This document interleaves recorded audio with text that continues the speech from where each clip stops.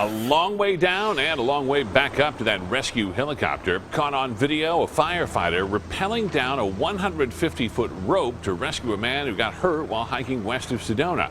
The mission here pretty tricky, taking 3 hours, but in the end, a big success. Yeah, an incredible sight. It wasn't even the only recent mountain rescue in our state. 3 Valley men back home tonight after getting stuck on the Superstitions overnight. ABC15's Nick Saletti taking action for us. And Nick, some key advice here in case this happens to other people.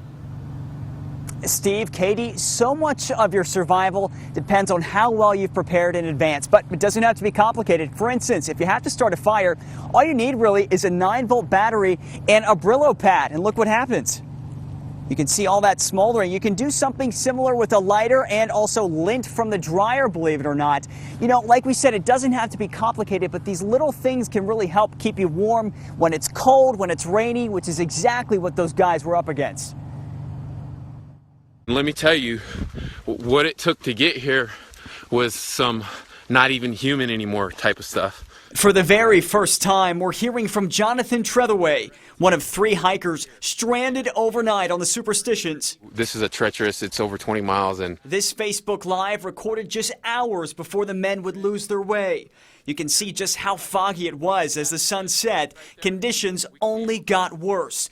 Check out the clouds in this Air 15 video. By daybreak, rescuers were able to reach the hikers. They were tired, cold, wet, and very lucky, says Dale Stewart. Superstitions doesn't allow you to walk a straight line.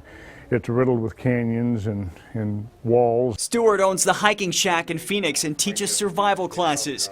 He says things like a portable shelter, camping knife, and even a small light can make all the difference. It certainly is an easy light to carry, something that flashes. You can see it from a long distance away. Now, all those tools are great, but what if you're left stranded and you don't have any of that?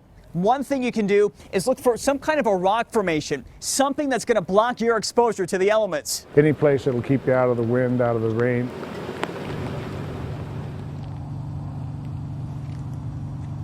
That's right. So the point is hypothermia can actually set in under 30 minutes, which really isn't a lot of time at all. And also, one thing that those guys didn't do was they didn't leave a plan. They didn't leave details of where exactly they were going to be, which not only delayed their family from being notified, but also those rescuers from getting to them.